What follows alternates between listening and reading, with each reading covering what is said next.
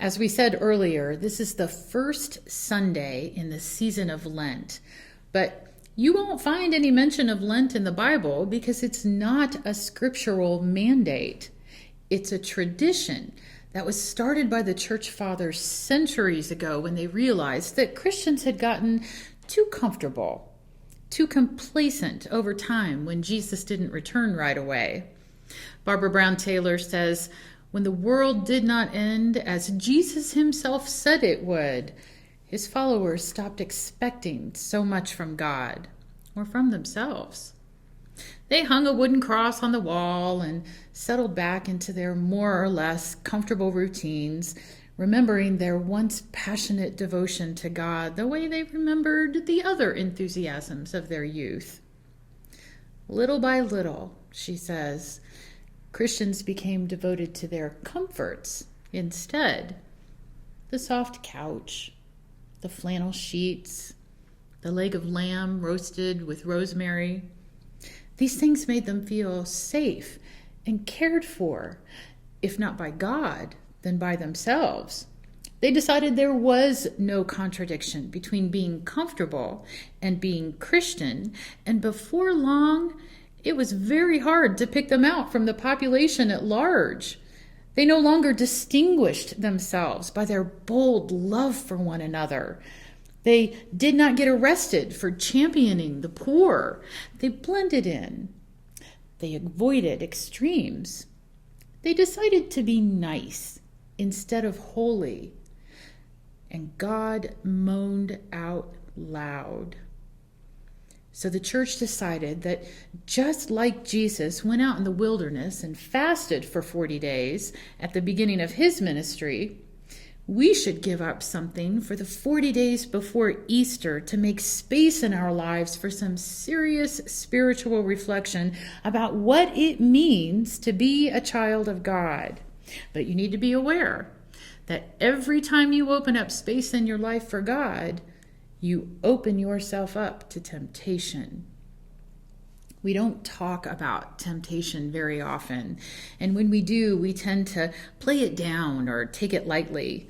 It's like the overweight businessman that made a big deal about needing to lose 50 pounds, but came to work the next day with a big gooey coffee cake. His coworker said, "We thought you were trying to lose weight." And the businessman said, "Well, I was driving by the bakery on the way to work, and when I saw all those goodies in the window, I prayed, 'God, I know all good things come from you, and if the parking space right in front of the door is open, then I'll take that as a sign that you want me to have one of those delicious pastries.' And then I saw it, a parking space right in front of the door, and I only had to drive around the block 8 times. We've all been there, done that. Amen? Despite our very best intentions, we have all succumbed to temptation at some point in our lives. All have sinned and fall short of the glory of God. But the Gospel of Mark implies that temptation is about more than our self-destructive habits or our overindulgent desires for food or sex or power or money, because it's only when we're tempted or tested that we can fully understand what it means to be the beloved children of God.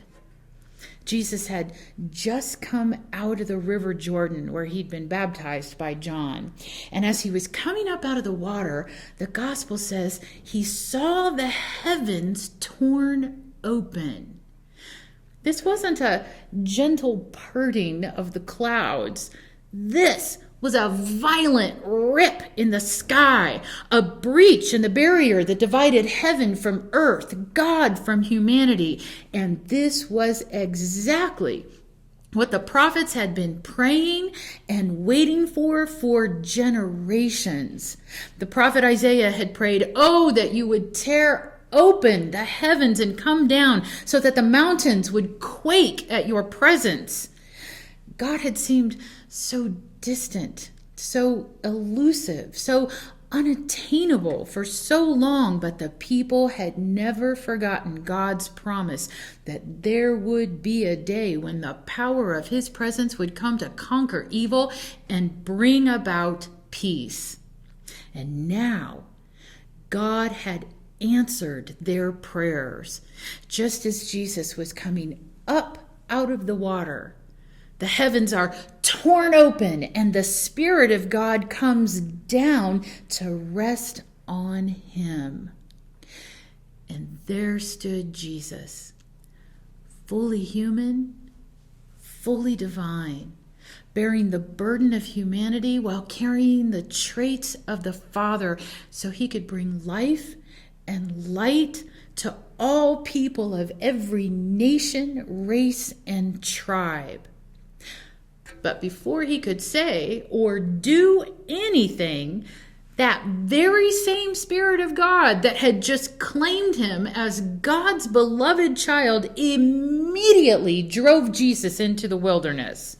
The Greek word for drove literally means to forcefully throw or to hurl, which makes perfect sense because nobody willingly goes out into the wilderness, not even Jesus. The wilderness was a dangerous place outside the control of structured society. That's where criminals were exiled and had to fend for themselves. Food and water were scarce, and people would often fall prey to the wild lions and bears that lived out there. But more importantly, everybody knew that the wilderness was a place where people were tested. A place where they had to take a good hard look at their lives and make choices about who and what they were going to be if they made it out alive. The gospel says that Jesus was out in the wilderness for 40 days. And remember, in Hebrew numerology, 40 is not a literal number, but a symbol that always refers to a time of preparation. After Noah got everybody on the ark, it rained for 40 days. Before David came along with his little slingshot, Goliath taunted the children of Israel for 40 days. Elijah hid out in the wilderness in fear for his life for 40 days. And after God delivered the Hebrew children from slavery in Egypt, the people of God wandered in the wilderness for 40 years. And in every one of those times, God was with the people, preparing them for the task that God had specifically created and called them to do. But it wasn't easy, because for every single one of those 40 days out in the wilderness, Jesus was tempted by Satan, which is a Hebrew word that means adversary, or one who opposes or attacks. Now, in the Gospel of Matthew and in the Gospel of Luke, it says the adversary tempted Jesus with food when he was hungry, power when he was weak, proof when he may have been uncertain about God's ability to protect and provide. But the Gospel of Mark doesn't give us any of those details. All it says is that Jesus was tempted by Satan, was with the wild beasts, and the angels waited on him.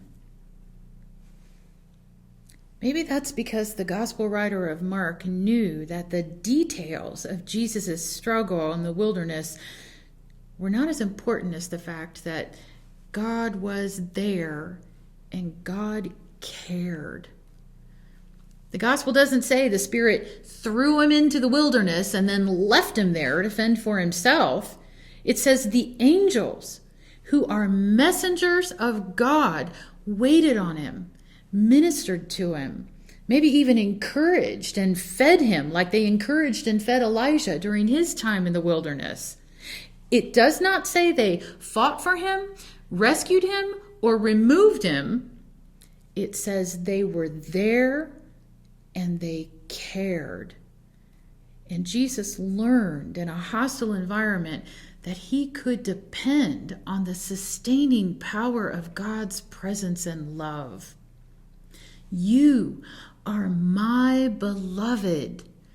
These are not idle words spoken by a distant, dispassionate deity, but a promise from the compassionate Creator who hears our cries and cares enough to come into our world to be with us and strengthen us and prepare us for the task at hand with the power and presence of his steadfast mercy and love.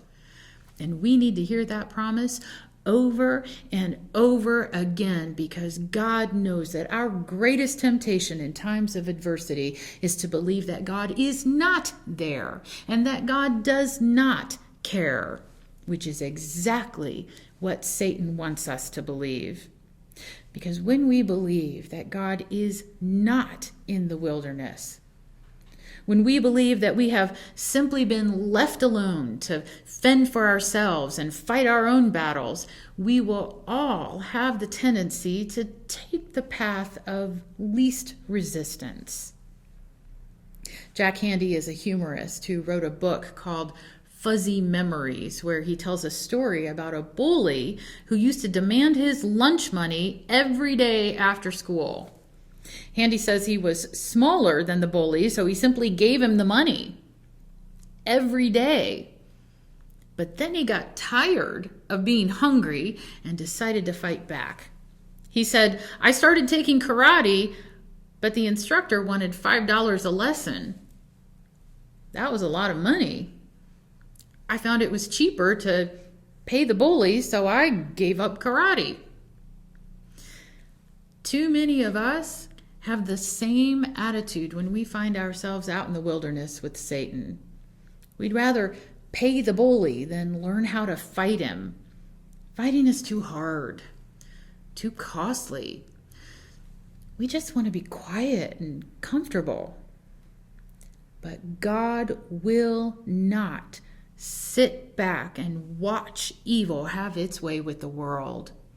God sent his Son into the wilderness to remind us all that God is with us in times of adversity, strengthening and encouraging and preparing us for the work we've been created and called to do, with the promise that we will not only survive, but thrive, so we can come out of the wilderness changed, ready to be the presence of God's love for others in their time of adversity, so we can all learn what it means to be the beloved children of God and live together in peace. There was a poem by Leslie Wright that made the rounds of social media at the beginning of the pandemic, shortly after everything as we knew it shut down last year, that says, "What if 2020 isn't canceled? What if 2020 is the year we've all been waiting for? A year so uncomfortable, so painful, so scary, so raw, that it finally forces us to grow. A year that screams so loud, finally awakening us from our ignorant slumber. A year we finally accept the need for change, declare the change, work for change, become the change. A year we finally band together instead of pushing each other farther apart. 2020 isn't canceled, but rather the most important year of them all." When that was written, I don't think any of us could have imagined the enormity of adversity that we would all have to face in the days ahead and continue to face as we enter this new season of Lent. So I pray that our strength is renewed and our weary souls are re-energized in the healing presence of God as we continue to wander in this wilderness with the compassion of Christ, who will lead us all through the darkness into new life with the light of his love. Amen.